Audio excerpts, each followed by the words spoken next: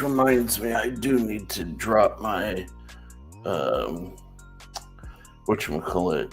Yeah, this is a great position to start the live stream in. Need to drop my color temperature down. There we go. A lot less There you yellow. go. That's a lot better. Yeah. So But actually, yeah, yeah. Sorry. Oh, we're live! Yay! yeah. Yeah, no, Joe and I were kind of like talking before the live, and we're just kind of talking about how difficult it is to find like reliable people Like to reliable, partner with and work with. yeah, reliable and responsible people. Yeah, yeah. And it's funny because what up, Cole? How you doing, man? Um, it's not just like young people. Yeah, It's people of all ages that are really like difficult to deal with and like rely on nowadays. You know? it's not exclusive to young people. What up, Mind of Milton? How you doing, dude? What's up? Welcome. Welcome back to another week, another design talk. Yeah. But dude, yeah, it's very strange. Joe's been working. Joe's been working on another project, and we were saying, it's very difficult for him to, and we've had that in our own sort of experience as well. Finding people who want to work with you, who are able to. There are the people who are good people. There's no question about that. They just don't have the time. But we're not talking about those kind of people. We're talking about people who like literally just say they're gonna like be there, and then day of they like bail on you. And then disappear. Yeah, they ghost you or what? You know what I mean? Like. Oh yeah, there's a lot of I like that. Frustrating. Yeah, and the funny thing is, like, we've experienced it with like, with old people, young people. Like, It doesn't really matter, like at all. What up, crispy critter? What a Cheeto Bandito? It's really hard, man. You just have to take your time, and if it doesn't work, then you have to just go for it, and then trying to build up your relationship and trying to build up everything. Yeah, to see that it's actually worth it to join us. What up, Joseph S? What's going on, dude? The funny thing is, I've had this experience as well with even back in the day when I was doing my drone stuff, right? Like, it's really hard to recruit like believers, especially when you're starting a project. And that's really, really frustrating, at least to me, that like, dude, we're just getting started. Like, why do I have to jump through all of these hoops to like prove to you that we're going to end up in a good direction? You know what I mean? Like, like, take the leap of faith. If it doesn't work out in like X amount of time, you can bounce, like, I'm not asking you to commit like your entire existence. You know what I mean? Don't agree on whatever. Don't agree before you actually think about the process. Before you actually think about deep thinking about the situation. Then you can agree or disagree. Don't just agree based on what you think at the current time. I just wish people would take more chances, you know, and do something at least for a little while Yeah, before they try it ghost first. and Try right, it at least for right, few days, few weeks, few months.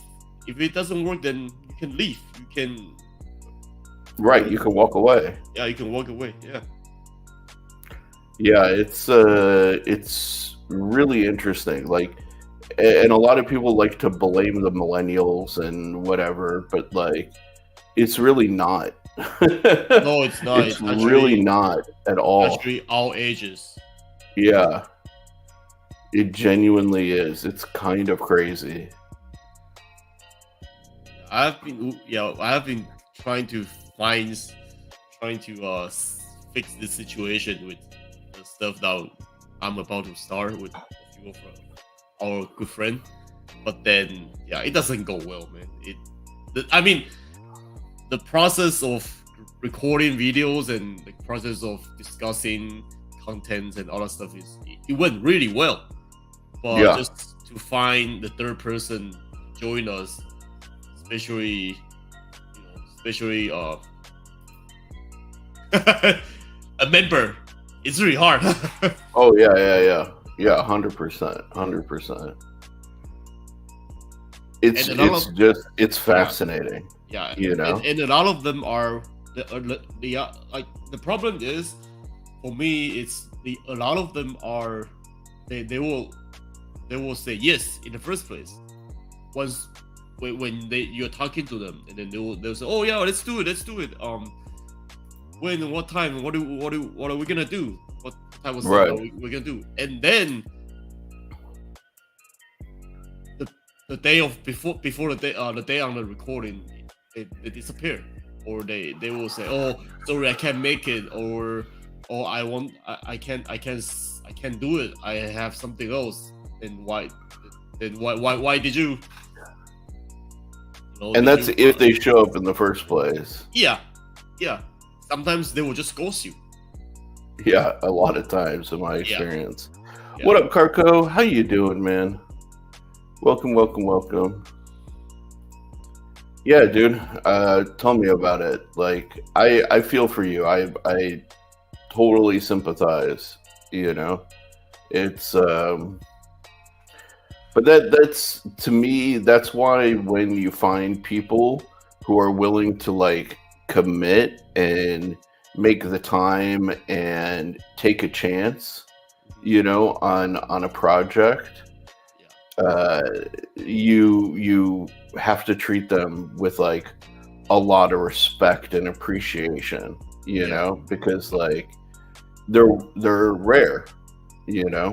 Yeah, they're not your average person. Your average person is just like, yeah, I'll be there day of, can't find them, you know, can't track them down. That's actually massive majority of people are like that. Yeah. So for us, we are actually, you know, unique in that sense. yeah, exactly. Like, dude, it's so funny because I had an appointment earlier today, and I called, you know, before the appointment to confirm, and I'm glad I did, because when I called them, they were like, oh, yo, you know, your appointment has been canceled. I'm like, excuse me? Why? They're like, oh, well, we called you earlier, you didn't answer, and then we called you yesterday and you didn't answer. I'm like, listen, this is 2023. I don't answer phone calls from numbers I don't recognize, number one. Like, most people don't do that. And two, like, if I make an appointment, I show up. I never miss my appointments. Me too. You know? Yeah. Like that's a point of pride for me. Even with me dozing off and sleeping, whatever, you know, maybe I'll be 5 minutes late, 10 minutes at the worst, but I never miss an appointment. And if I'm gonna be late, I let people know. You know, So I was just like, excuse me, like why did you cancel my appointment? You know? So they were like, oh, well, we can get you in today, just like 45 minutes later. I'm like, all right, fine.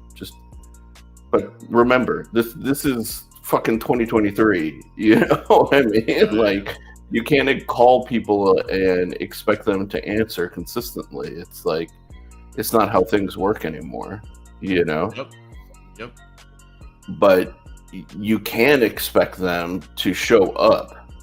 Like, if they say they're going to show up, then you can demand that they're going to show up. Right. Yeah, it's not hard to show up. Exactly. It's not hard Dude, to be on time. even tonight, bro, like, I am exhausted. I got freaking 3 hours of sleep. I've been running nonstop, doing errands and stuff like that. I had my appointment earlier in the afternoon, and I think I maybe got, I don't know, like a 30-minute break after dinner. And then I'm getting ready for this and, all the other stuff that I've got going on. But I'm here. Yeah. Like, I'm here. We never, like, me and Sherif, we never miss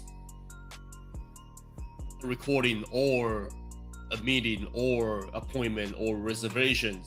Yeah. Unless we are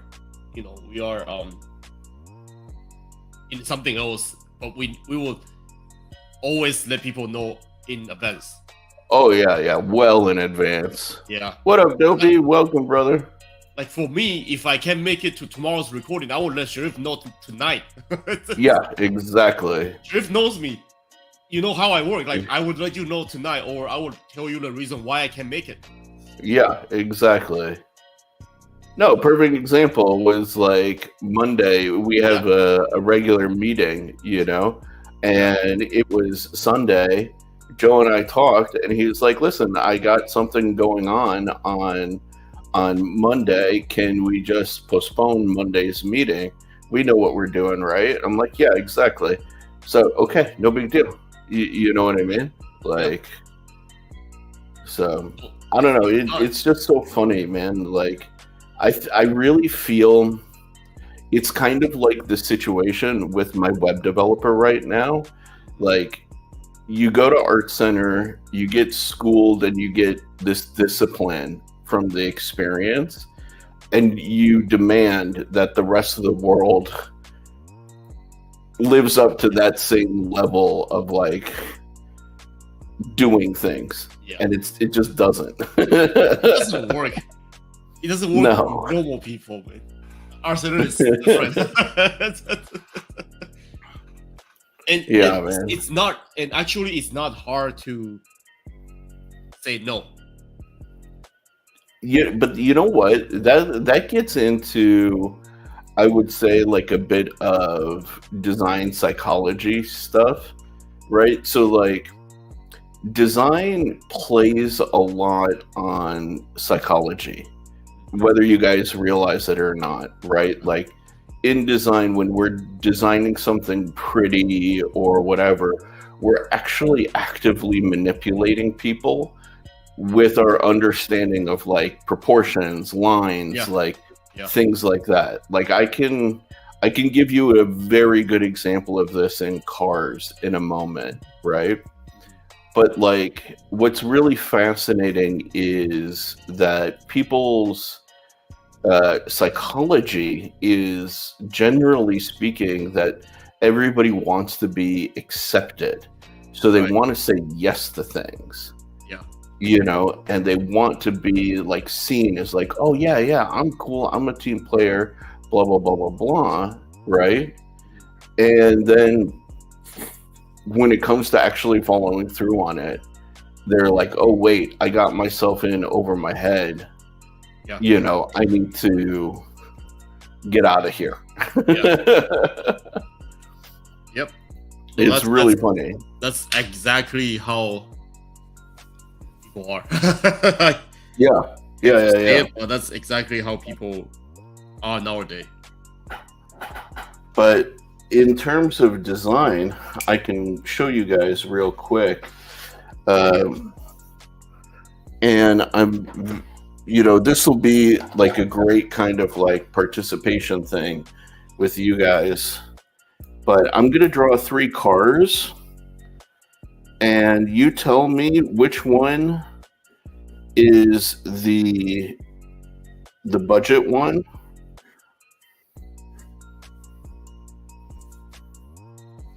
And which one is the expensive one? Okay.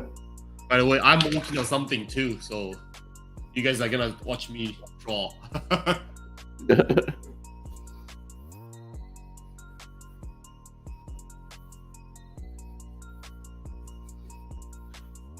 I'm trying to make these like around the exact same proportions as possible.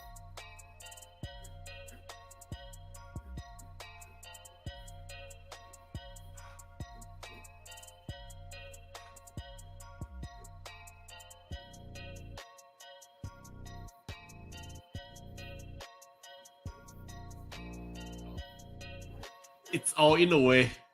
My station is all in the way. I might have to switch it to this side.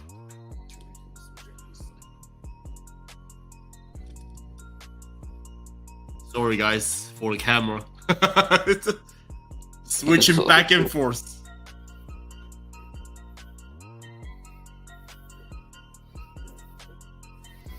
All right, question for you guys now. Here, let me switch. Here we go. I mean, disregard the different heights of the car, but look at the lines down the side, right? This one swoops from down low, this one swoops from up high, and this one is like more of a solid rectangle, right? Yeah. Which one is the premium car? Which one is the budget car? So let's say 1, 2, 3. Which one is the pre? And again, look at just this line.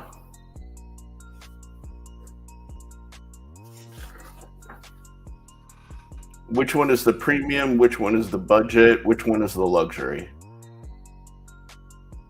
Yeah, I would say.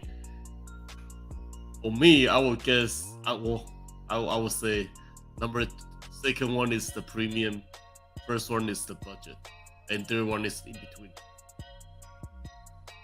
Well, ignore the length. It's kind of hard, right? Like if I were to redraw number 1, kind of like the other 2.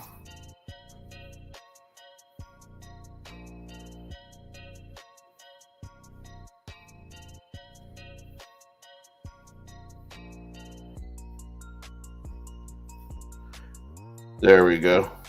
This looks more equal.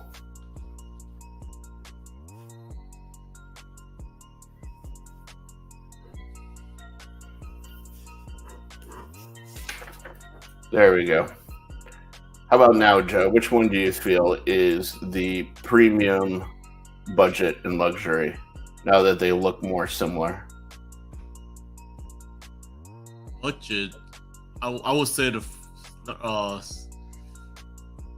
for me, second one will be the premium for me. And the first one will be the budget. So number 1 is just tell me the numbers. Number 2 is the premium. Number 1 is the budget.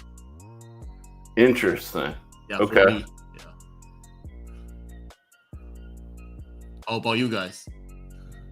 Yeah.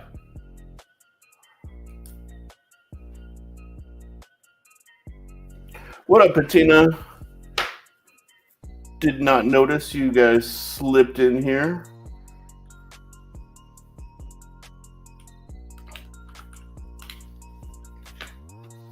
All right, we got Cole playing along. Cole says number 1 is the premium, Number 3 is the budget. Interesting. Number 3 is a budget. Let me see if I can. Yep, that's a good example. Let's grab.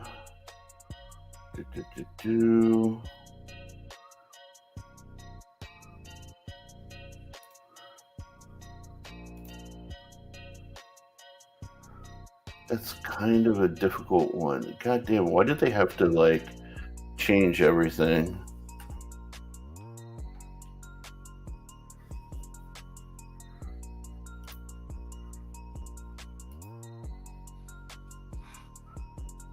BMW is breaking their own design language. It kind of pisses me off. Again?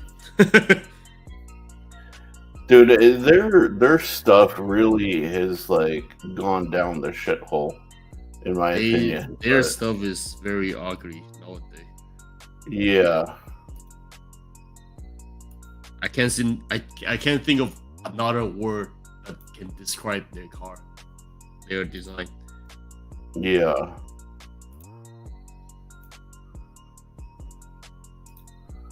Let's see. All right. Last but not least, we need the 7 series from this era. Yeah, that's perfect. Okay.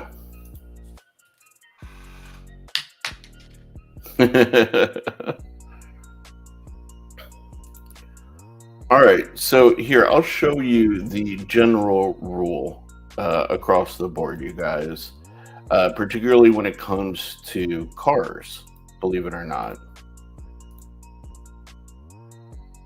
So when we look at the entry level, we tend to see more of a diving line on the body side. Mm-hmm.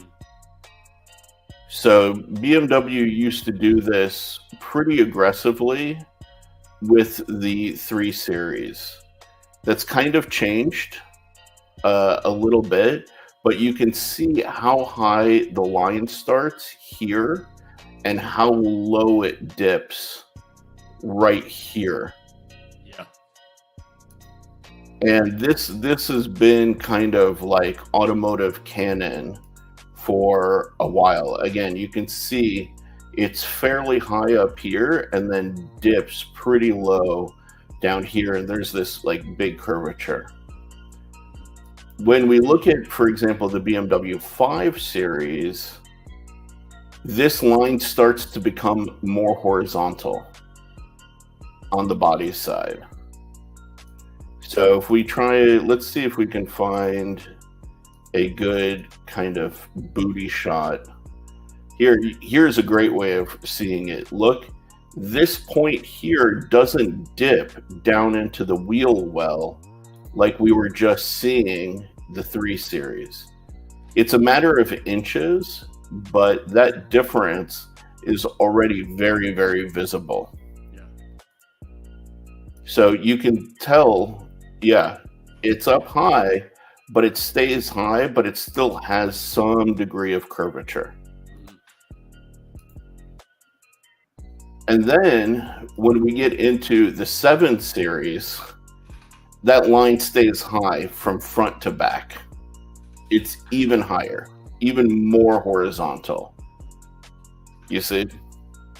Yep. Premium tends to go for more horizontal lines because it tends to imply structure. It implies stability. It implies rigidity and sort of dependability, right? So when you look again at the 3 series with this swoop, that suggests much more sportiness, more youthful energy, versus this feels like, you know, an iron like jacket, suit jacket. Yeah. In comparison, feels very stiff, right? And that's the thing. People who are spending money on high-end luxury tend to go this way. and it's what they look for, right? Now, are there things that break these rules? Absolutely.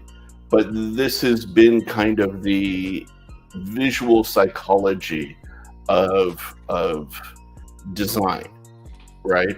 The more sort of rigid, the more sort of structural you make the design, the more premium it tends to feel, which is why a lot of things that are minimalistic appear premium.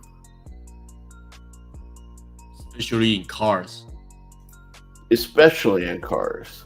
Now, like, we can kind of see that even here with Rolls-Royce. Look at how this line, this is their new kind of like, if I'm not mistaken, more kind of entry level or affordable coupe.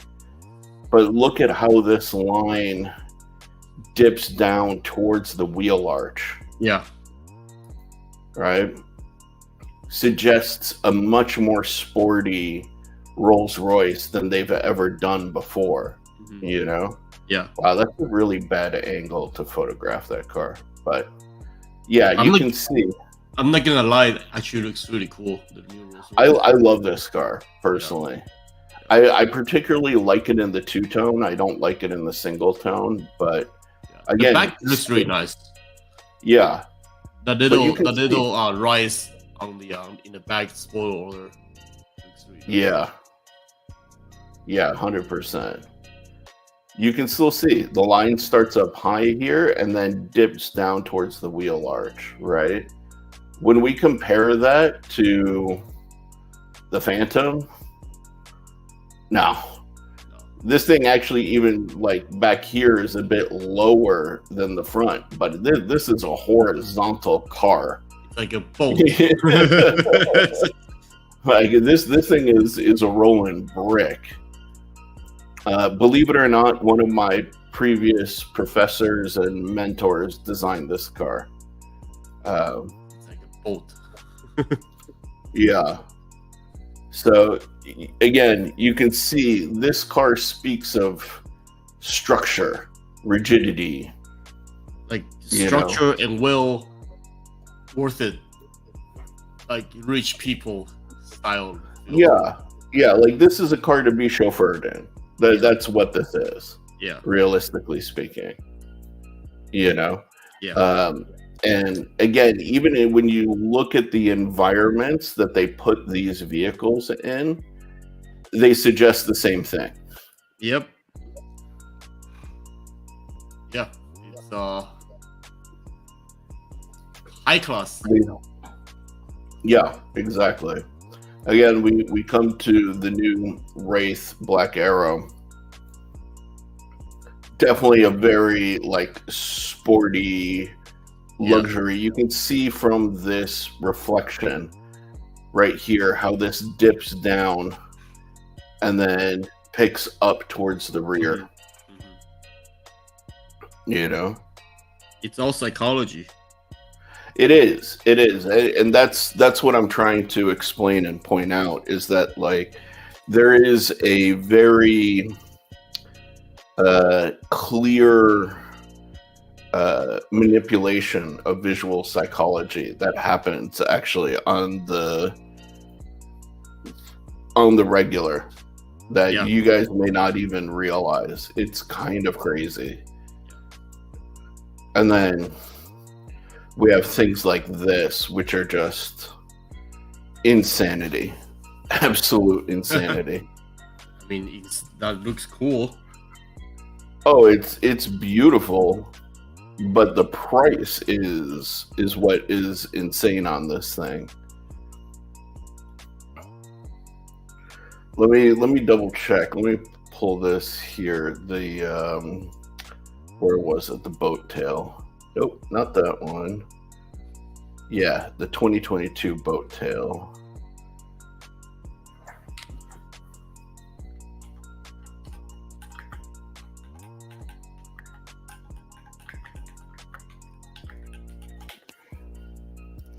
Yeah, the boat tail, that's a $28 million car.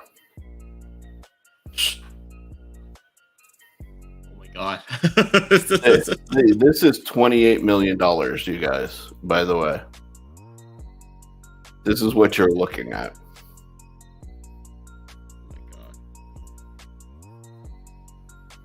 Stunning, absolutely stunning. But could you imagine spending? I can't even imagine spending 50, 60. Well, no, I can imagine spending 60,000, but like I can't imagine spending $100,000 on a car. Can you imagine having the means to like sit there and say, you know what, I want to drop 28 million on a car? Just That's one. crazy. That's too much. The reality is, this thing is an investment. It will grow in value, right? Yeah. Like, it's like for us, it's like investing in a Porsche, basically. It's more than that. This is like buying, like, you're buying a future classic collectible car. Yeah, collectible car. There you go. Yeah, like this is like buying a Ferrari Daytona. Yeah. You know, like know that this is going to be worth more money than the money that you spent on it in the future. Yeah. Or the old generation Porsche, like the actual 911 that you have to restore, buy it and it's restored. That kind of collectible. Yeah. But I mean, oh man, that's so nice, dude. I want to save this for like my wallpaper because that is hot. That's such a great photo. Yeah, dude. I wish I can take this type of photos, man. Dude. Yeah, and if you guys don't know, like this is like teak, if I'm not mistaken. I don't know what the metal is. Then they have like a full kit in here for, picnics. This is an umbrella, yes, that folds in and you can attach to give yourself a little bit of shade. Like, look at this. It comes with all of this. That's crazy. Yeah. Like, who's gonna use it? But it's there. Dude, if I had the money, if I spent $28 million on a car, I would be driving through the south of France, fucking stomping and pulling out this shit just to use it, Yeah. Like, it's fucking crazy. Too much. Yeah, look at all of this. Full cutlery set. So prestige. Yeah. I don't even know what that is, but it's sexy.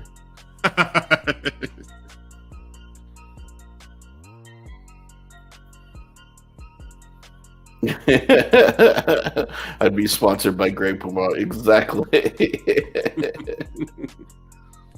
What's your guys' dream car?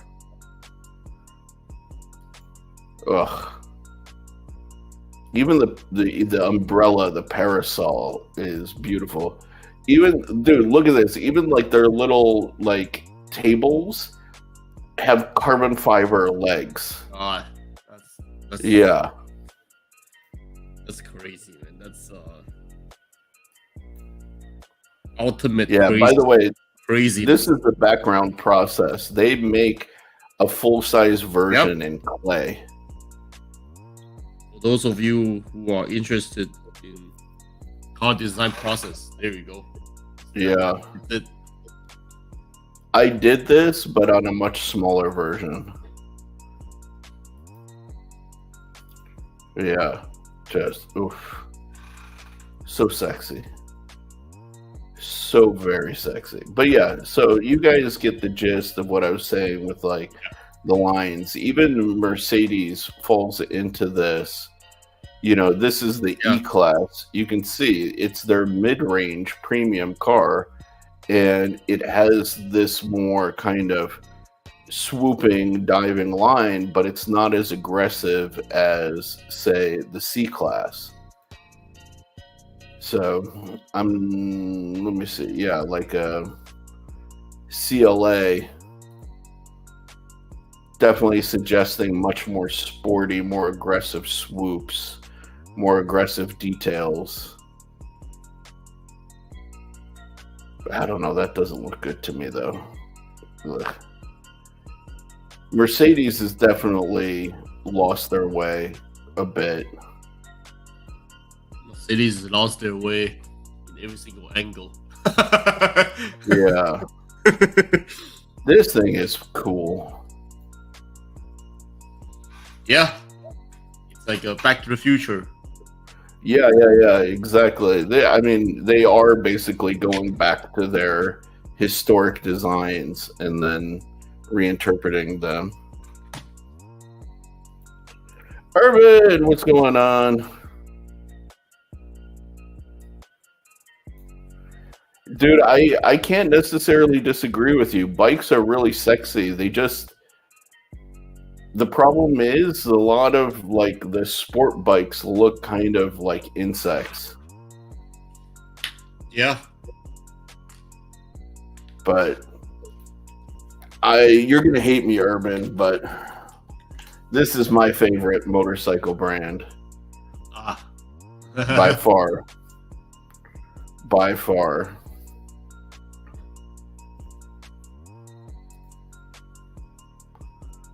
Yeah. I love these guys.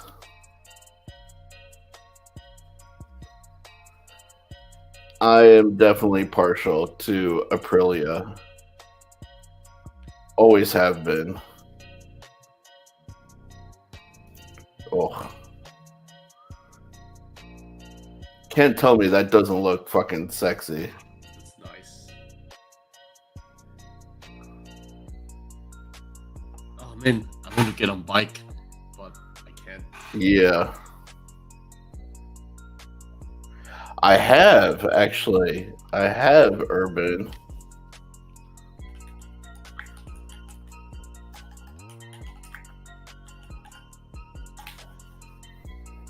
Arch Motorcycle. He is doing some, or not him, but they're doing some really, really beautiful stuff over at Arch Motorcycles. I have yet to be able to see. I've seen this model in person, and it's that's nice, stunning. But I haven't seen like this guy, and even that is like an old school style tracker is gorgeous, absolutely gorgeous.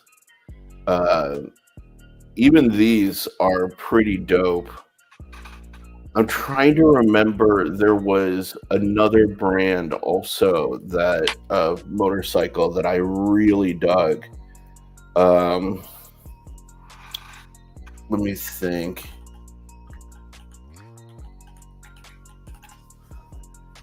There was they did these really crazy fork designs. And I'm not thinking like the front swing arm bikes, although those are super cool too.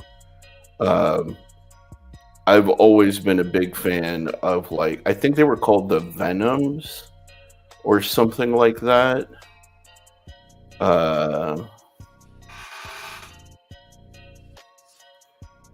Oh no, there it was. I just saw it. Where were you? Come back here. No, that's not it. I lied. I was lied too. But yeah, this whole concept also is no. That's, let's see.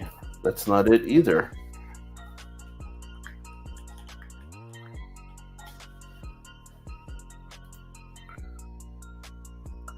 The virus, that's what it was. It wasn't the Venom. This thing is also super duper cool. Oh, this. It's the swim arm.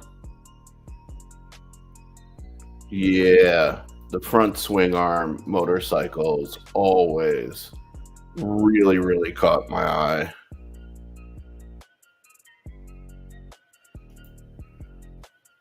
Which Cole, which Tron inspired concept bike? I mean,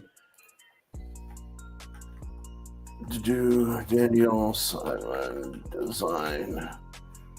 This is the guy that designed all of that stuff. He designed that for Top Gun Maverick. Yep. He designed this robot race car. If you guys have seen that. He designed all the vehicles for Tron Legacy. The life cycle. Yeah, he designed this Lotus concept bike, which I've seen in person. He did this from Oblivion. He's got a very distinct style if you haven't picked up on it yet. Yep. He has worked with Singer to design some of their cars. And then he's done a lot of really wild concept vehicles. Yeah, his style is very easy to spot, actually. Oh, like a mile away. God, Yeah. it's almost like too easy to pick out, you know? Yep. But while we load that up, no, I haven't seen your bike, dude. Even when we were in Atlanta, I never got to actually see your bike. I can't argue with you, Patina. The Paningale is a beautiful bike.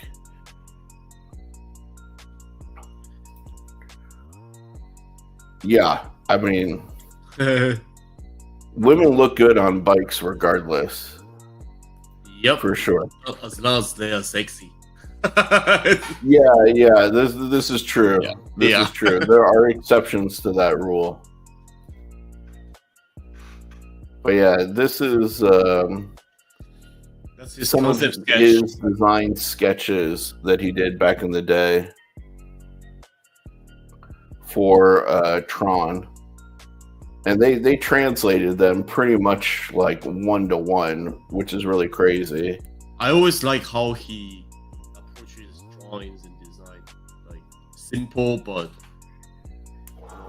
the lines are clean and shaded, clean it, and just glossy, elegant feel to it. The sketch. Really beautiful, like complex but simple approach. Yeah, complex but simple shading, and it tells the surface. Yeah.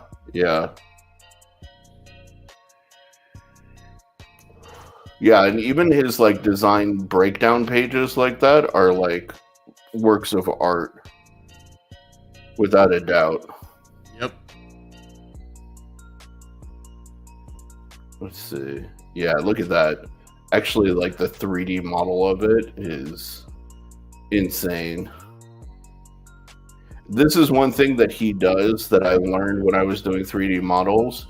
Sometimes it's worth it to model the things under the surface that people don't see. Yeah. Because it gives you more opportunity, like when they do catch glimpses of those things. It gives you more flexibilities of show your design.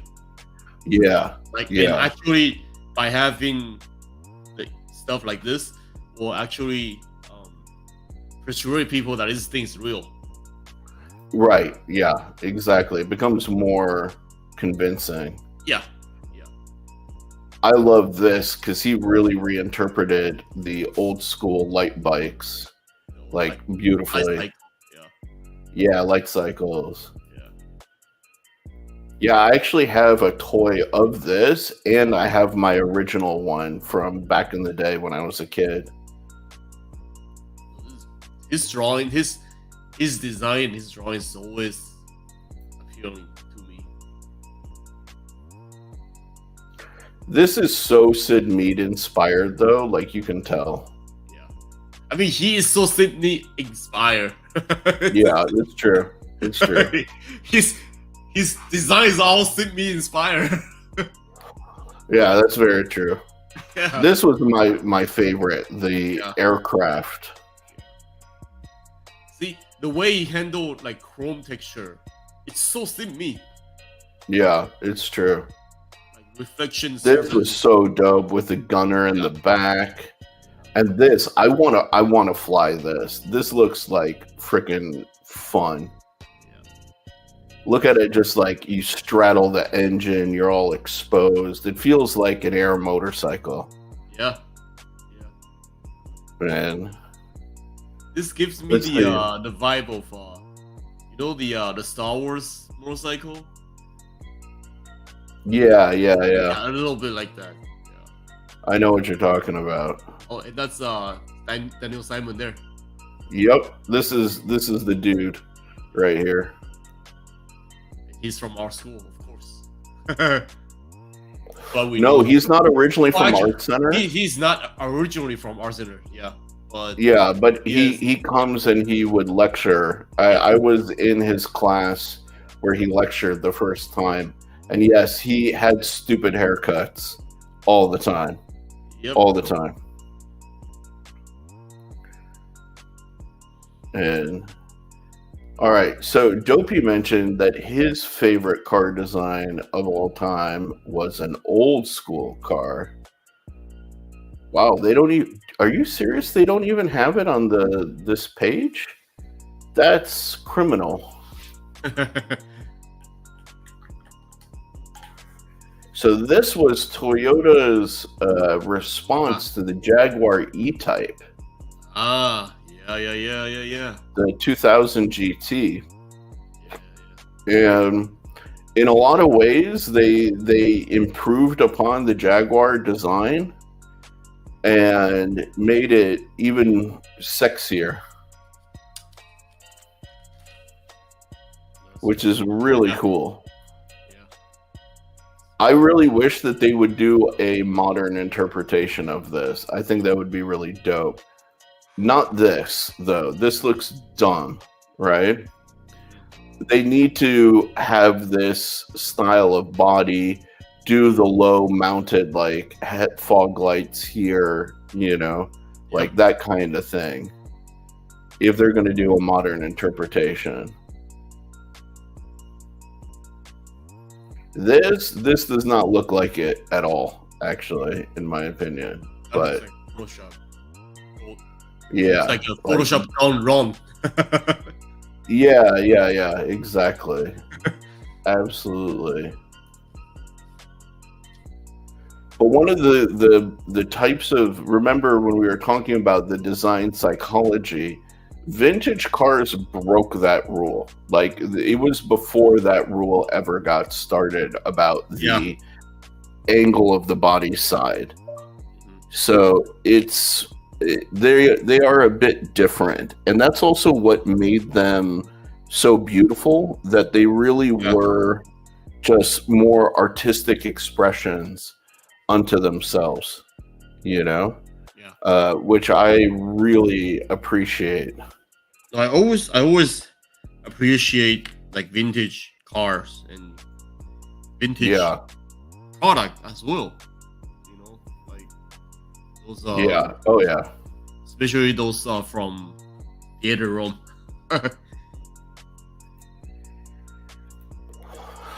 So let's see. Dang. All right, we'll drop this over here. Look at this sexy bitch right here. Let me see if I can open that up in a new tab. No, this is the one. Look at this sexy motherfucker right there.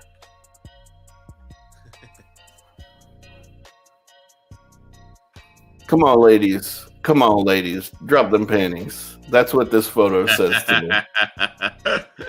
That's what this photo says to me. 100%. If you ain't dropped them panties yet, you're about to. Yeah, Urban, this is a great looking bike, man. This is a great looking bike.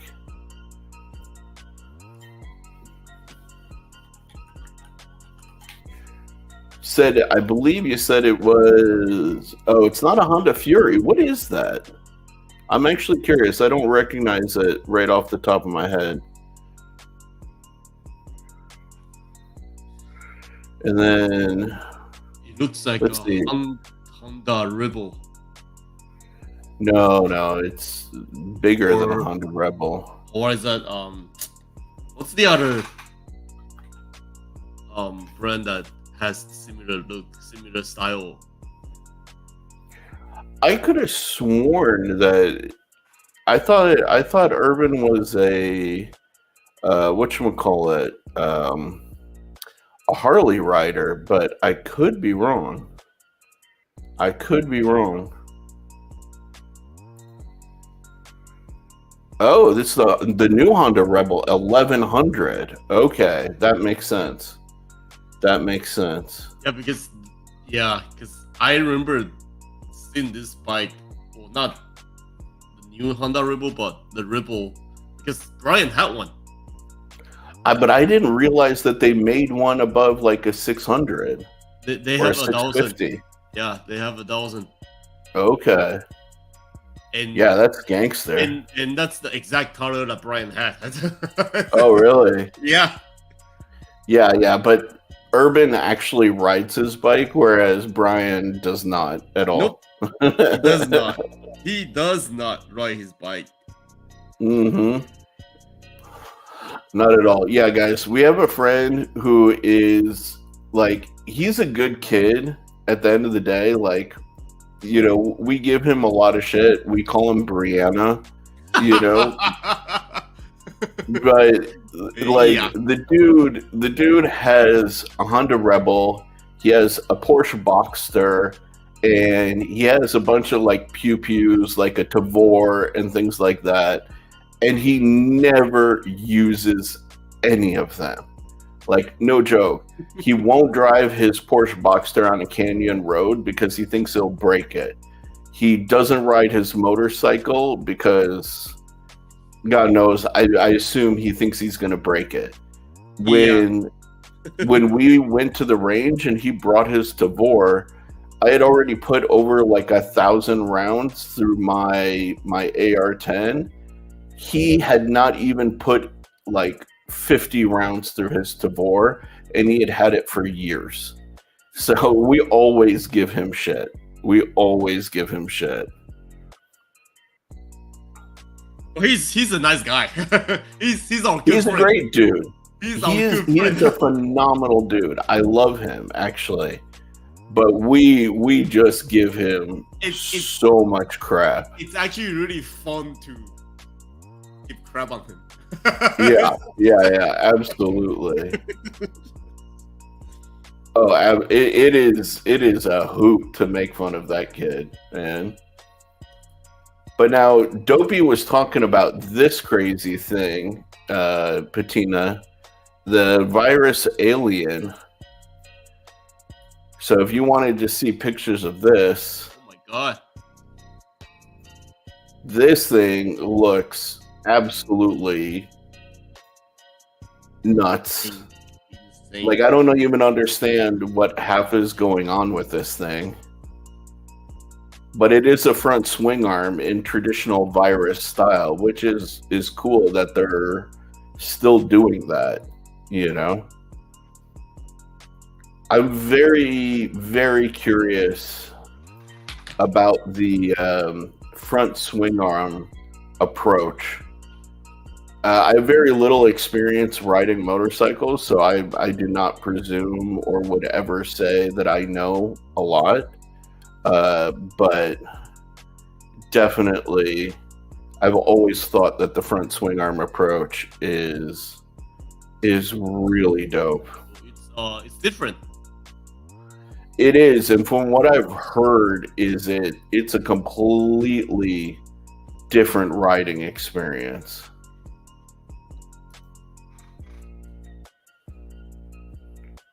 Yeah, dude, this thing is like, it looks like it has air brakes, for God's sakes. Yeah. I'm sure it doesn't, but it looks like it does. Yeah, this thing is crazy dopey. Absolutely crazy.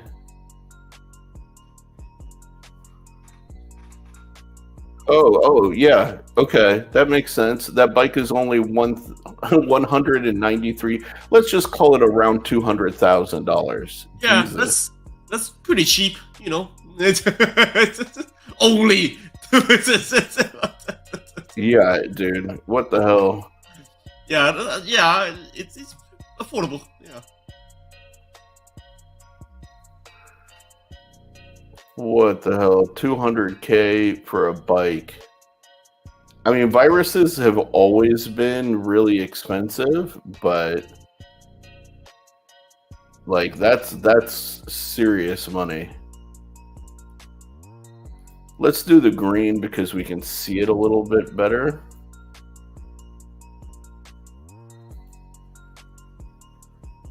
Okay, yeah, that's fine.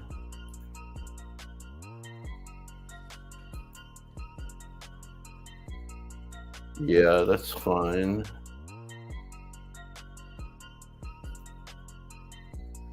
Oh, really? They give you the option to color the linkage? Like, okay, calm down. Yeah, I just go black with the linkage. Okay. That's it for my configuration. All right, cool. That is a crazy looking machine, dopey. And apparently only 20 exist. Which, I mean, with $200,000 for the bike, I can understand that. Good night, Cheeto. Oh. Good night. Sleep well. Good night. Yeah, Jason's a gangster, guys. If you guys had no idea, he is a total gangster. Dude, how did this work out, Patina? 2-wheel drive dirt bikes for enduro? I've seen some stuff like this where they use like a modified chain drive to drive the front wheel as well. But I was always curious about the dependability, especially like in an enduro circumstance. You know, like that's pretty nuts for sure. Let's see.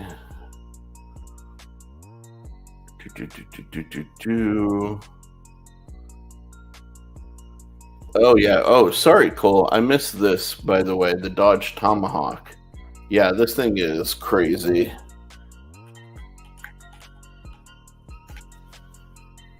I actually got to see this at the Detroit Auto Show We seen when this in this thing debuted. We actually seen this in Pearson Museum. Yeah. This is just a crazy concept of putting, you know, a freaking Viper engine, Yeah. you know, in a bike with 4 wheels.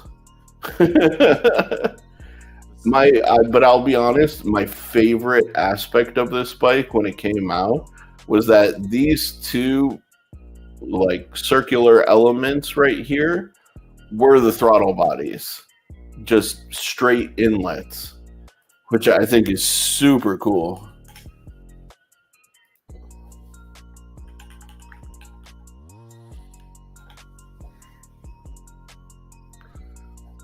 Yeah, look at this thing. That's really cool. Just to see in action.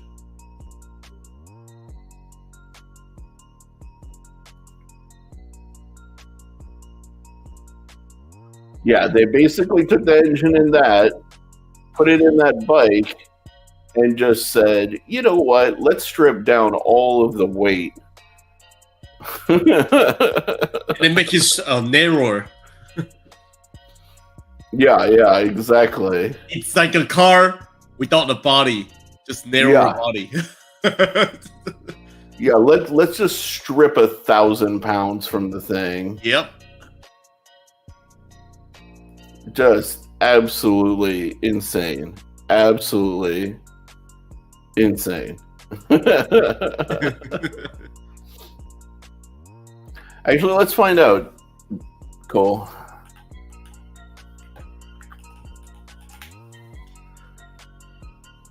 Hybrid drivetrain, over 1,000 horsepower. Oh no, that's the. No. Here we go. We want this. Dimensions, weight, 1,500 pounds. 1,500 pounds wet. There you go. Right there. But it only had a 3.35 gallon fuel capacity. Which is ridiculous. It's just absolutely ridiculous. I mean, like, the freaking thing is gonna burn through that in a matter of minutes. That's really funny. Dude. That's hilarious. That's absolutely hilarious. 3.35 gallon. You may as well just pull a trailer full of gasoline.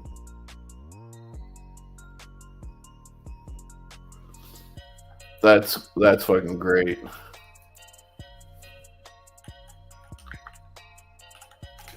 I'm curious if there's any video of this bike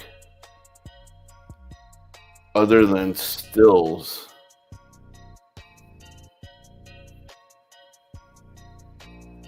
Yeah, we can, Urban. Let's take a look at that guy.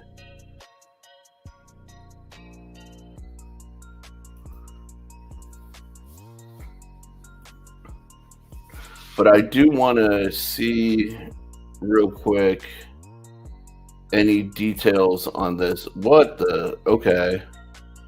That's crazy.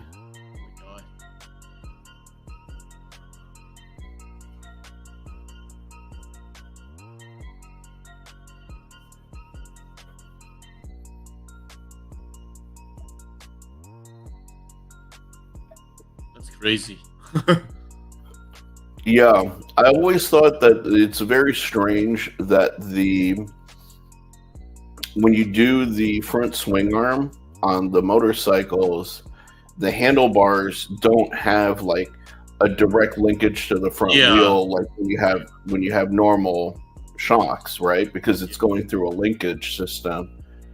It does create an opportunity for a really unique, like, visual aesthetic, you know, as like this guy shows you. You can have it floating like right here, which is just madness. It gives you more freedom to design a unique bike. Yeah, and that's actually a truly full throttle function scenario. Mm-hmm. Yeah, 100%. If you have your function criteria down, then you can design around that, and that's basically what it is. The thing though that gets me with stuff like this though is that I wonder what the design theme is. You know, aside from being wild, right? For me, it's still a little bit too busy for my liking. Yeah, like, have you seen the recent cars from Apollo? I think we saw one. Yeah. We saw the Intense Emozione at the Peterson, and this kind of reminds me of that. Yeah. Not the Intense Emozione. No, I know exactly which one you're talking about. Yeah, it was. Really? They don't have Apollo? Like, what the hell?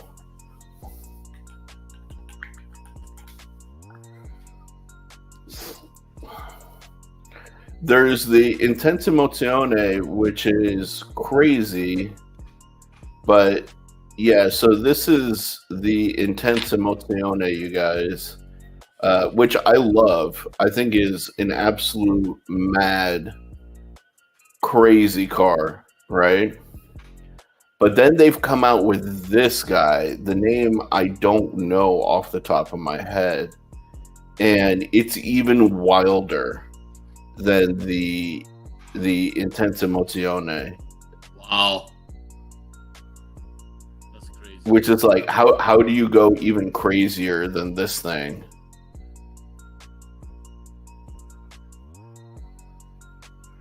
But yeah, here.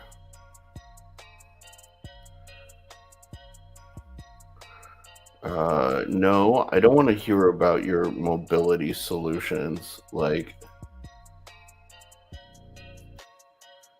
um,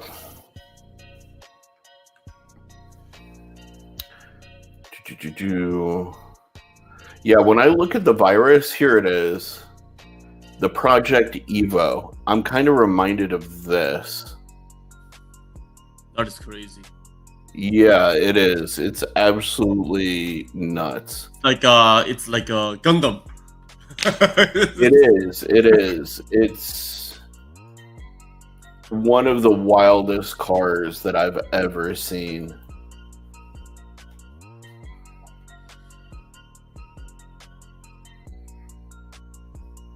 Let's see. Yeah, here you go. Take a look at this thing.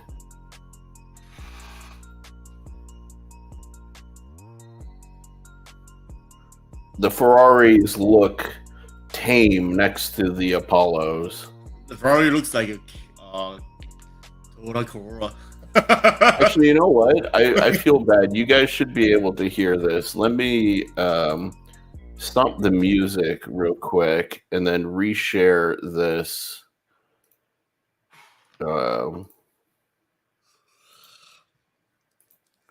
There we go. You should be able to hear it now.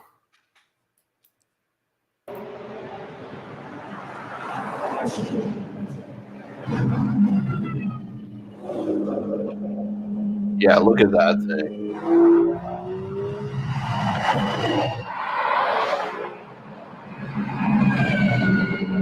It's like a jet engine. Like a jet flying over. Yeah, look at that. Look at that. That's what that virus reminds me of.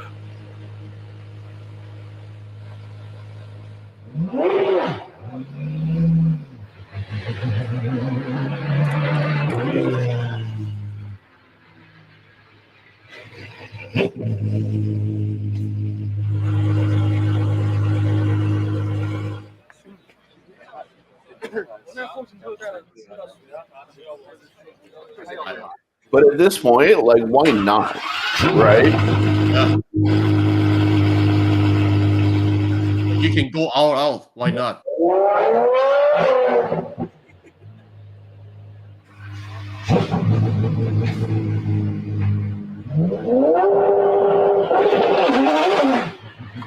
Whoa.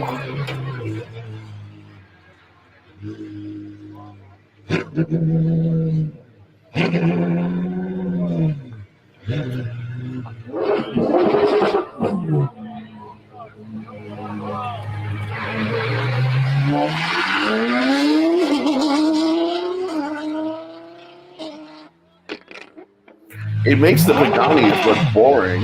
Yeah.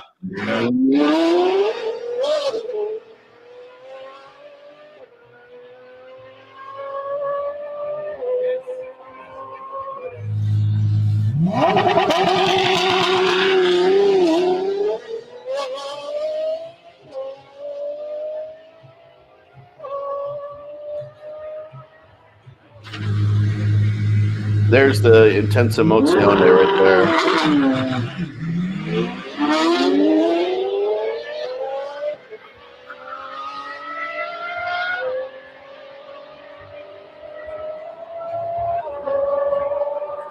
See, this is what a motorsport should be. Not like, Oh, I agree.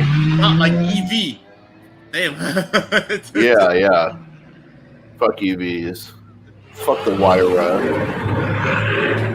Bugattis are boring. Damn. It looks like a Yeah, dude. It looks like a Batmobile. Yeah, and this is why even Urban asking about the Dark Knight Rises Batpod motorcycle even made me think of this. They're like, this looks like a movie car. Yeah. Doesn't look like it should exist in real life. Yeah, especially the back. Like, see that back, the back end, it's perfect for Batman. Mm-hmm. Yeah, that. I love it. I love it because they just threw out the rule book and we're just like, yeah, it does remind me. Right, Star Fox is a great example, Dopey. Yeah, they just said, screw it. We're going to go absolutely wild. Yep. And sometimes that's good. Sometimes that's yeah. good. And this is the car that... Hi, guys. I'm Shmi. Hello, and welcome back. Okay, calm down, Shmi. The Intensa Mozione is the one that is currently available for purchase. Oh, this is going to start bogging. I hate this about StreamYard. Here, maybe if I stop sharing the screen and then I reshare it.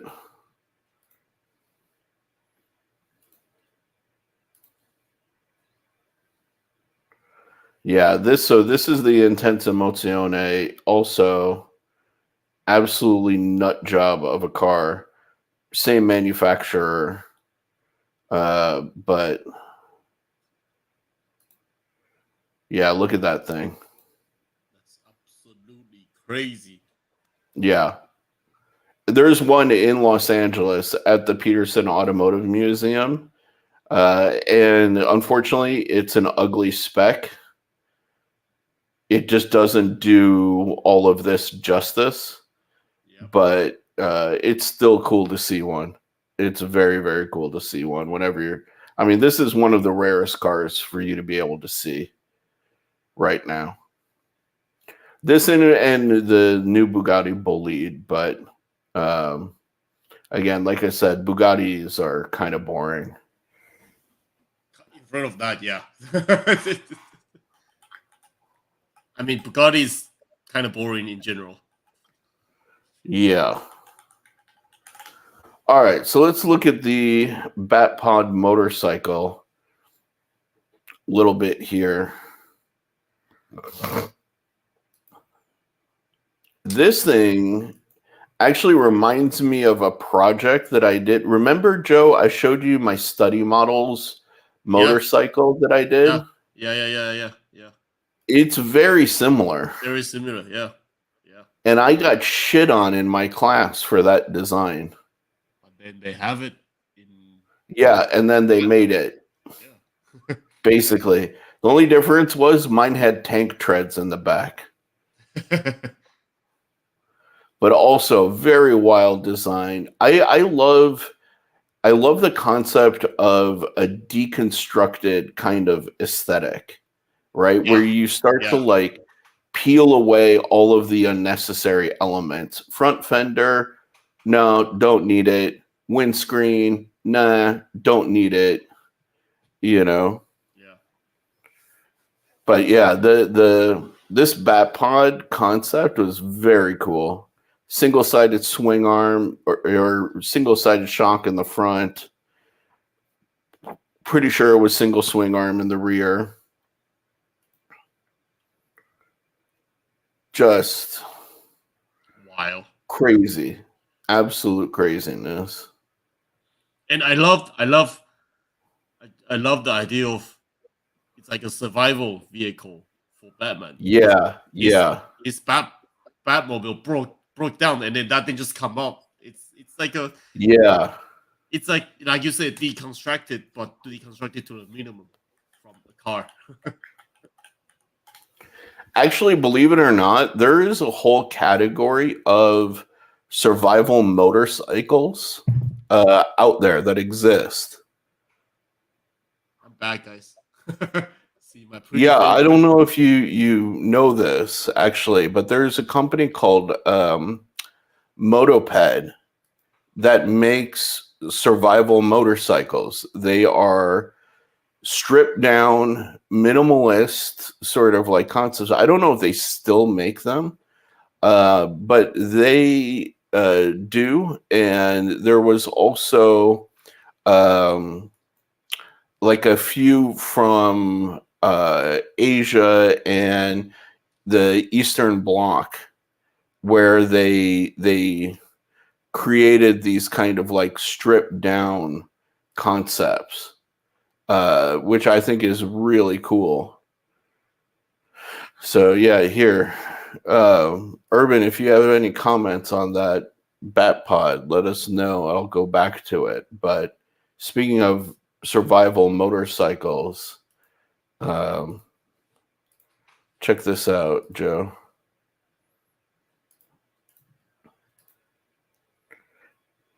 Here you go. What the heck? Yeah, super trimmed down, basically fat mountain bike tires, front and rear, very efficient, small engine, gas can, and then plenty of room for you to like throw on like bug out gear, and a like cushy motorcycle or mountain bike saddle, That's awesome. I think out of all of this saddle approach is not such a good idea, but in general, like I dig the concept, No, it's so cool. Yeah.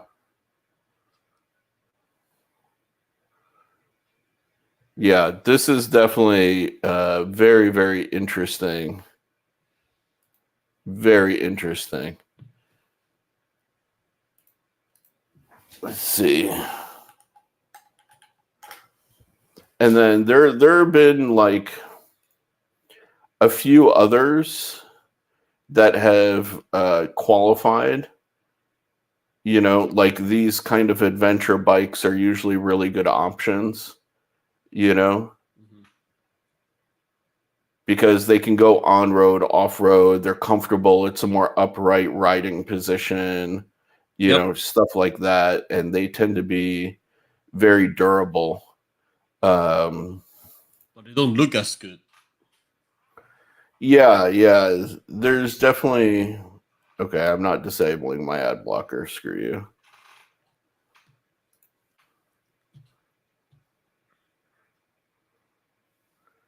But yeah, like, oh, even this is really interesting. Diesel. I don't know if I'd go for a diesel bike though. But yeah, usually the more adventure bike designs are really, really good for survival. This kind of thing is really dope. I really dig these. It's half like dirt bike, half adventure bike.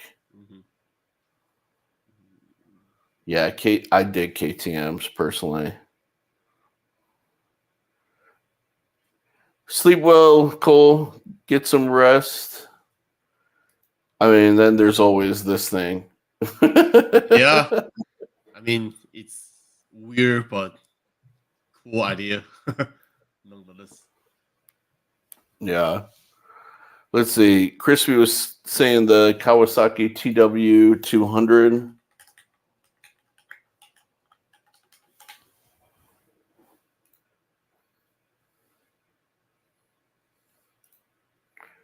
Yeah, there you go.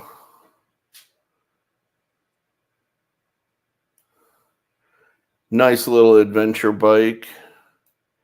100%. Oh, wow. I was wondering if it was a 200cc.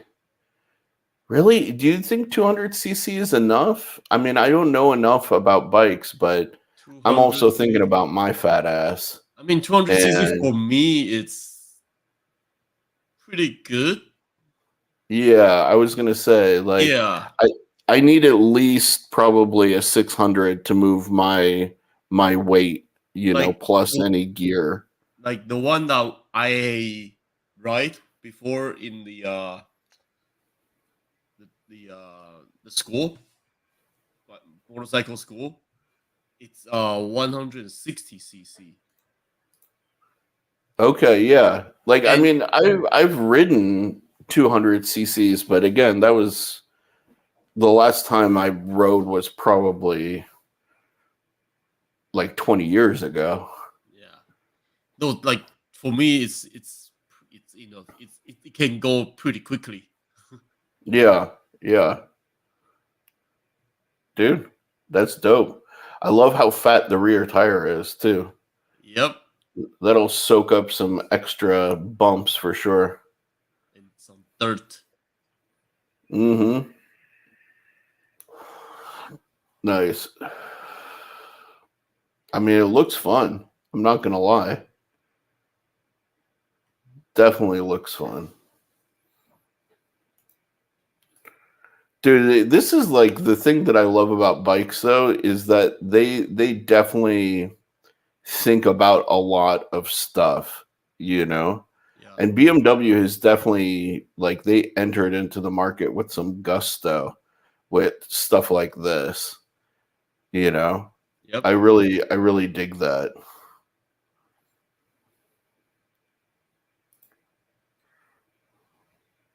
For me, cafe racer is still my go-to if I want to get a bike. Yeah. I just love how cafe racer look. The thing is, like, I really would love to own a motorcycle. I'm just extremely terrified of the other people on the road. Yeah, yeah, You know what I mean? Like, I see, like, I have gone after drivers and like protected motorcyclists on the road on more than one occasion from people being aggressive towards people on bikes. yeah. And it's one of those things that I just It's don't scary. understand. It's You very know, like, scary. yeah, like why are you being aggressive to a person on a bike? You know, they have like no protection. You Yeah, know? it's Uh but they're just like Americans are not really like I don't know, they just they have an issue with bikes for some reason. same thing. And Same thing in Taiwan too. yeah, like Like it drivers don't like scares me. riders. Drivers don't like riders. They tend to drivers tend to just go all out on the riders. Which makes no sense to me, man. Like the person is just trying to get from point A to point B. They're not antagonizing you. They're not Yeah, like doing anything to fuck with your life in any way, shape, or form. Like, just let the rider ride, dude. Like, what the hell? You know? it's stupid. It's very, very strange. Very, very strange, man.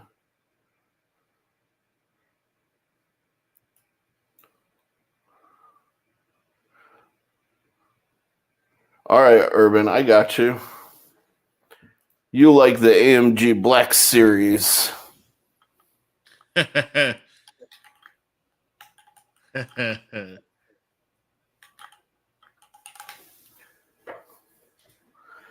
I will be honest, like if there is a car that I could daily drive right now, it would be an AMG GT.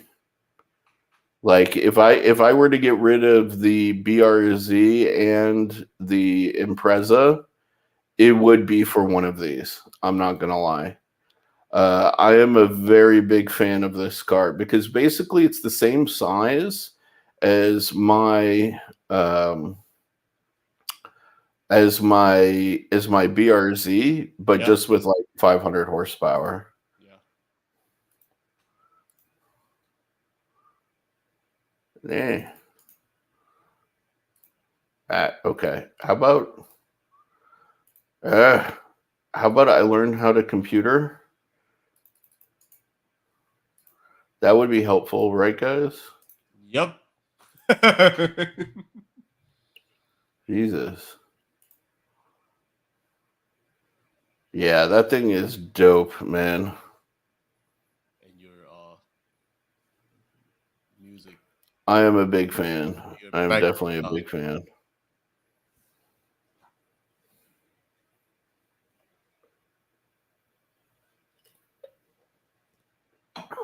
Throw some gullwing doors onto this, and I'm even more sold. Is there a sound in this video?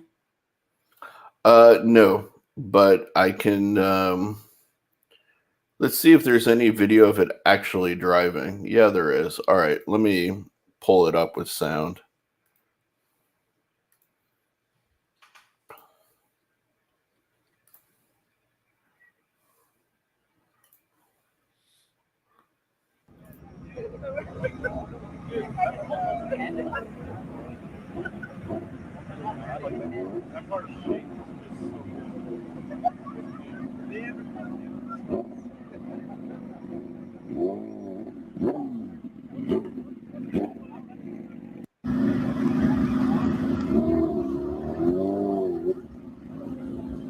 All right, it's like coming into an auto show or a car show, you know.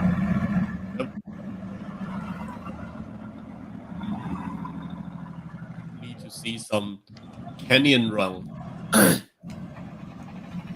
Canyon run on this guy. Dude, canyon run with this would be intense. Yep.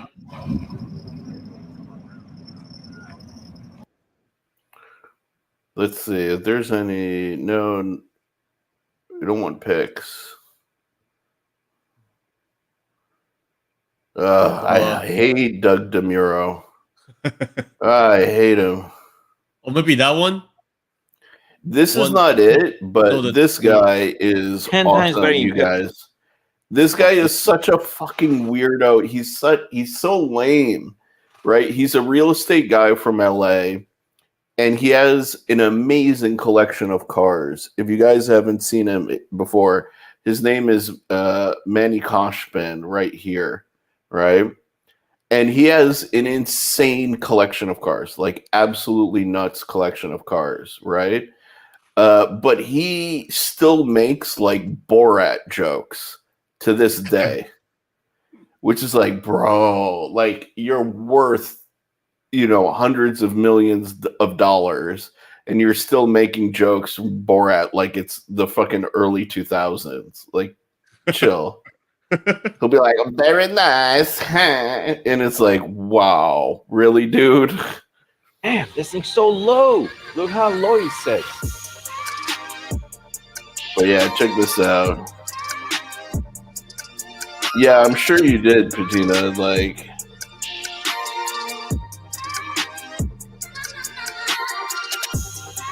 hell yeah, Urban. That's dope, man. This one is a crazy version of the AMG GT because it has the F1 livery on it. Oh, the Mercedes W14. Wow, Yeah. this looks 10 times better in person W11, actually. than what you see on the web. Oh yeah. Wow. And in the Dude. back, there's a box full of goodies too. So More goodies? more goodies. I love you guys. Okay, next time I order two. Look at the rear of this car. He's not joking. This Holy guy at monster. one point had four So 911s on I order love at the all same exposed time. carbon fiber. Crazy. Yeah. When you have that much money, you might as well. Wow. Can't wait to see how this car sounds. What's really funny is one of my former classmates who works at McLaren was in a video with him. And yeah, it was so funny. He's still, like, after all of these years, he's still as awkward as he was back in school. No racing. But still so cool. Like, I can't judge the guy. Like, the dude's a designer at McLaren, and he's hanging out with guys with this kind of money. All right, let's go pay for it. Like, the guy's definitely doing good, Yes, we gotta paper it up. But what I do love about this guy is he Rear-wheel drives. drive. And guys, this is a V8 AMG bi-turbo and the most powerful V8 AMG has ever built. So we gotta roll up those tires. Whoa, whoa, whoa, whoa! Oh my sounds awesome. Like, wow. This is so nimble. How's it feel? Planted, like sturdy? It's so solid. Look, so responsive, so solid.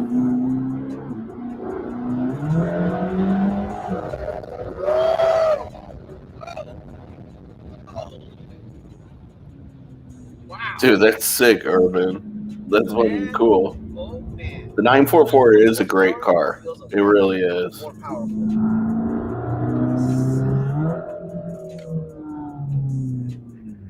All right, let's go to manual. Dude, this car sounds awesome. It's not as good as my FFSLR exhaust by MSO, but it's He's crazy. good for a stock class. He has too Oh, many yeah. cars. Solid. He has too many cars. This thing just wants to go. No, dude, Joe, you know when we were at the Peterson and there was the Pagani Huayra Hermes edition? Yeah. That's his. Crazy. Yeah, he is the only dude who owns that. So he lent it to the Peterson, Yeah. right? Oh my God. He is getting a Mercedes AMG Project 1. Yeah. He is getting a Bolide. You know, like he's like got all of these crazy cars. This one, let's see. This one is crazy. Hi guys, even. welcome back to my channel. My new garage That's is the taking Pagani forever. right there, That's why Joe. you see my beard coming out, but we're getting very close. And as you guys saw from last video, I was trying to figure out where to put my desk. So today I figured we're gonna take a few of my cars, do a site planning, space planning, whatever you want to call it. See where do I want to put that Ooh, desk? dark Because I burgundy only get one shot. 944 So is you where it's lay it at, down, dude. it's not movable. So Nate, it's your lucky day. I'm gonna have you drive one of these monsters. So like, check this out. He's got to move like he All has, the I don't cars. know how many McLaren SLRs. Yep. My God. Every This time I want is to his, turn this car up, I gotta pray to make sure the Speedtail battery's charged. McLaren. God. All right, let's do it. He has so many cars. He has so many. This is like a Money. $4 million car, by the way, you Well, guys. it's a nice day. It's not raining. The garage fits easily 20 cars, but I'm only going to take 5 or 6 so I can get a good perspective on depth, how the cars look in relation to where my desk is going to be. So it's a little bit of work, but it's better to be safe than sorry. Oh my God. Yeah. I should ask.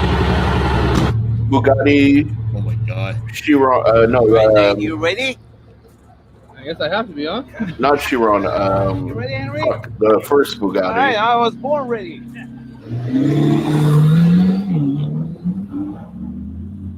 This car is so complicated when it comes to technology. I don't even know what he's talking about sometimes, but it's fast. Woo.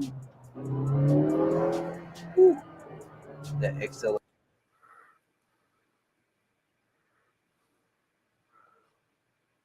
Yeah. So Harry is dead. Nate, it wasn't your day today. It's all But good. you got to drive the McLaren Bugatti Vitesse. P1, All Yep. right. a Well, bunch of 911s. There's the Bugatti When you have too many Chiron. cars, it's bound The end of the to happen. Veyron. Once And in a they've while, got one of the your cars, vintage.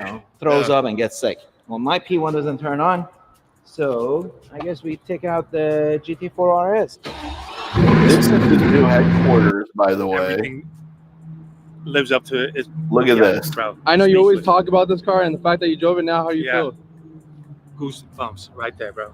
Goosebumps. Great success.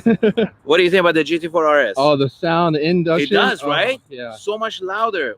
Love it. So he's Here we like go. going to set up his cars at his office. What's on this side? This is going to be his office, and he's going to have all of his cars on display inside Maybe of even put it. it at this angle. That's not gonna work. Or should we put the desk over there? I don't know. I like When the you have view that much better. money. I don't know why. I feel like I get to see Right? God. more. That's what he Wider. is worrying about. I don't know. How From to, here looks pretty. how to I'm display super my car excited. My desk is- in a garage. Yeah, yeah. We have that It's much money. absolutely insane. Absolutely nuts. Yeah, he has like 8 or 9 Mercedes McLaren SLRs. He's got a super rare Ford GT, a Senna. I don't know what else. He's getting the new Aston Martin Valkyrie. Like he's getting the Solus GT from McLaren. Like he has a G wagon. It's insane. Like the number of cars that this guy has is just mind-boggling. Mind-boggling. Is he getting the SP3? No, funny enough, actually. I don't know if he qualifies because he doesn't own any Oh, he doesn't have Ferrari. the Ferrari. Yeah, he doesn't have the Ferrari, so he might not be able to get the SP3. Yeah. Or or any Ferrari cars. Yeah. It's really crazy. Oh yeah, and he collaborated with Well, you guys see everything on the Jacob picture, and Co. but to this make his engine custom actually moved. Bugatti Actual watch. engine, and I think Jacob Yeah, and the Company only is thing we are in brand common that's is we're actually using put the same an actual house. engine of a car. Yeah. That's amazing. And what do you know? They've reached out to me to do a collab and make a one-off Other than that, Bugatti nothing's watch in to common. match my. Nothing's the same. I do love the baguette as well, but my clubbing days are over. That was sent to me. Look at Now this this. one has a lot of rose gold. Is painted in gray, as well as the center knobs are in red. A lot going on, but look at those pistons in rose gold. Looks gorgeous. But I thought it may be a little too much gold. Again, my car doesn't have any gold in it, so I just wanted a little splash of rose gold to kind of give it a contrast. Actually moves. This is It's also amazing. like a Let me show you multi-million guys a dollar video. watch. Guys, look at this. It's incredible. And I heard it sounds awesome too. And it just blows my mind that they could fit a W16 engine in there with the same firing pattern of an actual engine of a Bugatti. This is a really piece of technological marvel in watchmaking that's never happened. Just, I mean, the guy is nuts. He's fun to watch, though. I enjoy him. You know, like he seems like he would be a douchebag, but he's really not. Like he's like nice, I guess. Hi guys, welcome back to my channel. Today's a Nice douchebag. yeah, like a nice rich guy, but because you can see his excitement. Like, so he just got a customized Mercedes McLaren SLR, right? And look at how he's like a kid, you know. So you appreciate his passion. What? I only have a quarter tank of gas? Oh yeah, that's right. They won't let it on the plane. You have to have minimal gas on there. But look how excited he They gets got when he first drives this drive thing. ever in an SLR HDK MSO edition. We gotta warm up some tires. Let this car go.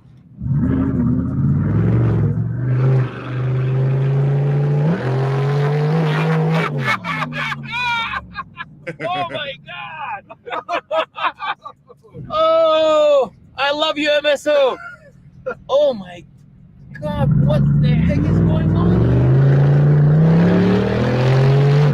Oh, this is like a track racer. What do they call it? Track racer? Yeah, I can't even talk about Shit! In my country! Oh! Bro! This thing's loud! Woo! My god! Wow, and this is in comfort. Let's put it on a sport. Tighter suspension. Hey, they got rid of my wing tester here because it's a fixed. Oh! Oh my god! Oh my god! This thing is ridiculous. This is officially the best SLR ever made.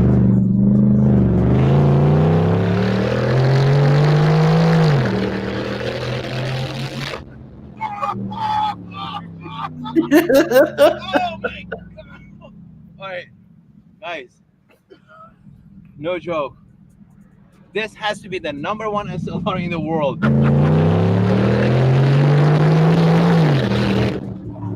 This is like a Harley Davidson. Oh my god.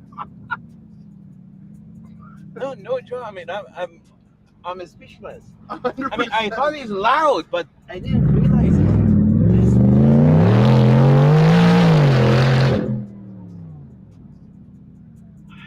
Great. Nate, Yeah, you gotta dude. get out, do the flyby. And he never does flybys. But this one he did.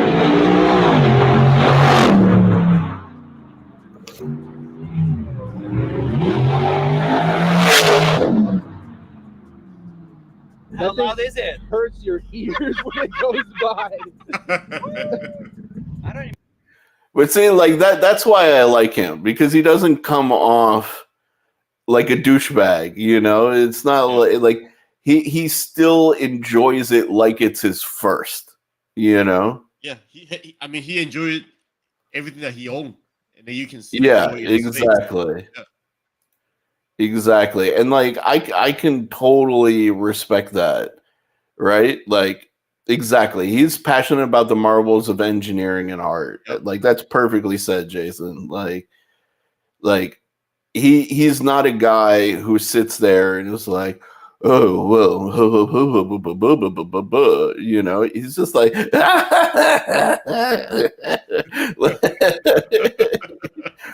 he's like a kid, you know, like, and he appreciates all of the stuff. Like, yeah, okay, he may have 8 or 9 of the same car. He may have, I don't know, like 4 911s and all of these Bugattis and all of this crazy shit. But at the same time, like he'll get into it and he'll just be like, "Oh my god, this is too much fun!" Blah, blah, blah. You know what I mean? And it's like like I can't help but respect it. You know, like he's not sitting. He's not also using the time to like kind of educate you or flaunt in your face, you know. He's just like, here, let me share with you the fun, you know. And I think that's such um, a great approach, you know.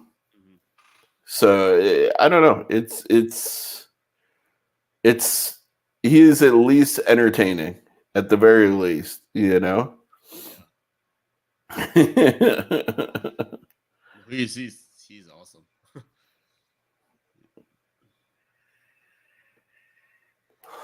Yeah, man. But that's like that's the cool part also about design is like imagine you got to Guys, welcome back to my channel. work with people like this, you know? It's just like imagine you can be passionate and be passionate about something that you create and something that you are Yeah, passionate. yeah. You something that you put your heart into, not for the money, but for for your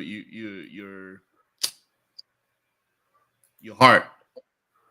Yeah, exactly. And I think that's a biggest reason why we love to design. It's, I mean, of course the money is still a factor, but to design something that you have never been seen before, or to design something that you imagine and then put it on paper, Yeah. put it into the wall. I think that's the biggest reason why we love design. It's just that process, and the final result can be mindful, or can be crazy, can be meaningful. Yeah, exactly.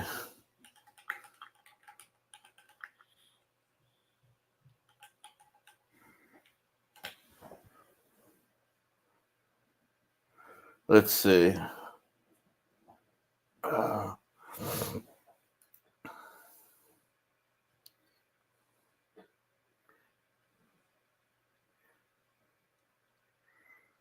Da, da, da.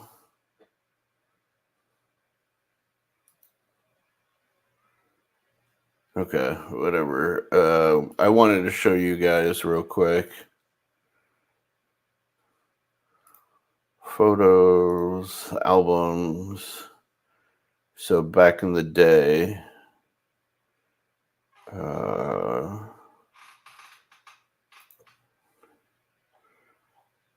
was Pebble Beach, I think, back in 2011. Where are the pictures of our group? Yeah, here we go.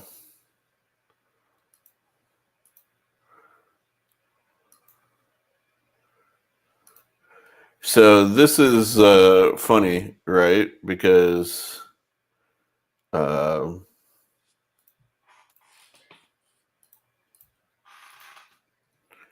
so you see this dude right here, Yeah. Alex Alexiev, right? And there's me on this end. Alex again. Alex right there. Me, right? So this was like we were all buddies and hanging out back in like Art Center back in 2011, right? And then you can see there he is right there. Who's in town? I got Alex.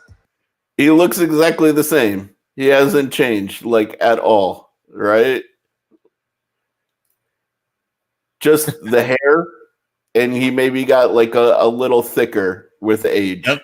You know? There he is. The top two Good night, designers at Urban. McLaren. They're here. Good night. For a week. Good night. They decided to pay Have me. a good Sleep well, sleep. dude. And you know his masterpiece is the Speedtail. Hey, have you ever driven a Bugatti? Never have. What? Well, today's your lucky day. Let's take out the two Bugattis and put the foot to the metal to the pedal, whatever you call it. Let's do it. All right. Let me move these cars. All right. And like, how dope is that? He's like just talking with the lead designers, you know, from McLaren, and he's like, "Hey, have you ever driven a Bugatti? Let's ride my Chiron. And then No. Here, hop in I've my driven these Chiron cars and I've only drive never it." enjoyed. I think I know how to do this. Oh, let's hope. No more car. Wow, that's it. Spaceship.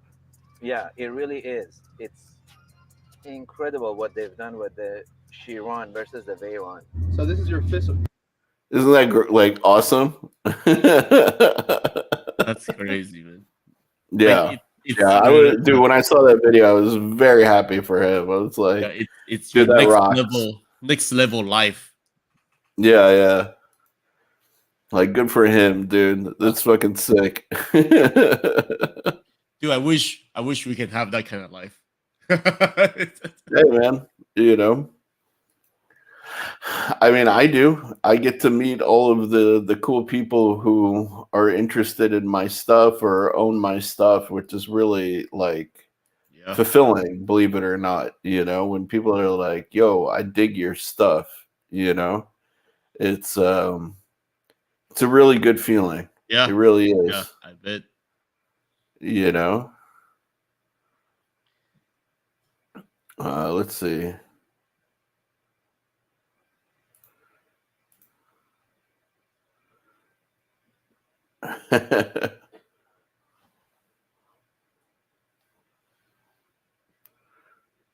Aside from that, man, it's a very good talk tonight. Just chill and car stuff, design stuff.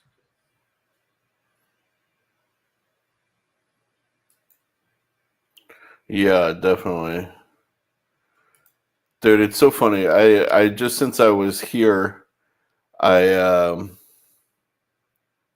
noticed I had some messages on Facebook. Like, I am never on Facebook. It's so funny. Oh yeah, here. There we go.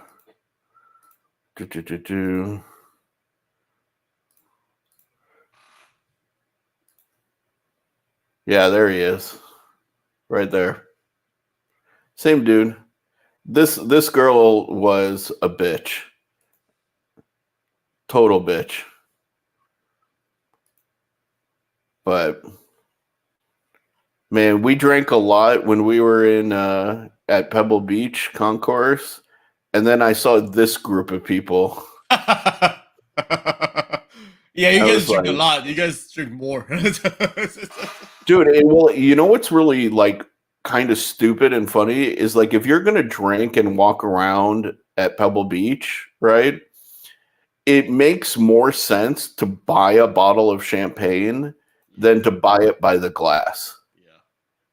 Like it makes a lot more sense, you know, because it was like I don't know, $11 a glass or something like that, and then it was like 20 or like $30 for an entire bottle.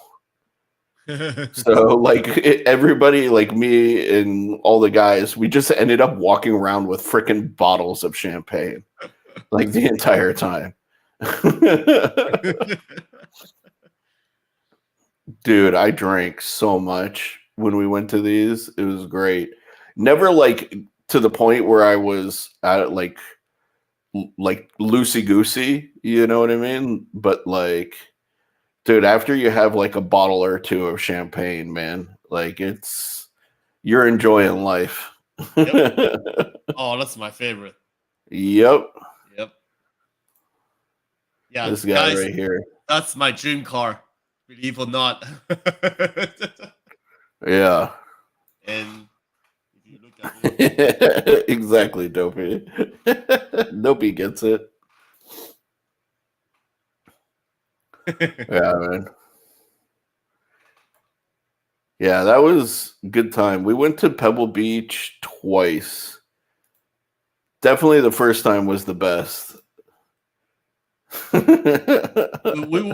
like we wanted to go this year, but then the price is so high. The tickets are $700-800. Yeah. They're crazy. The reason why we went this year was because I registered with McLaren as a potential customer of theirs, Mhm. and I was invited as a guest. Ah. Yeah.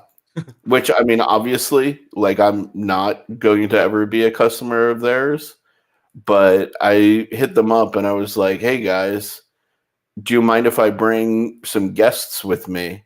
And so we all went together and we all kind of like dressed up like gangsters and we got to see the McLaren MC12 before it was Right. released in the Yep. United States, which was like super cool. And then my buddy and I both got to drive the SLR McLarens. Yep. That thing scared the shit out of me. That was a lot of power. By the way, can you put some music on? Oh yeah. Well, I figured we'd start like winding things down here a bit. Yeah. Okay. It is 11 o'clock after all. So Yeah, it's late. oh yeah, here you go. Proof Hey. right there. Just walk around with a bottle. Awesome.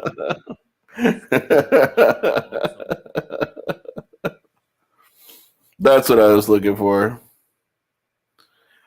Alrighty, guys. Thank you for joining us on this like meandering conversation about cars, car design, and all of that good stuff. We hope you had fun with us chilling. And We'll definitely be back next week for another design topic. yeah, definitely. So we will catch you. All right. Take care. Make sure you guys love one another. And talk to you soon. Peace.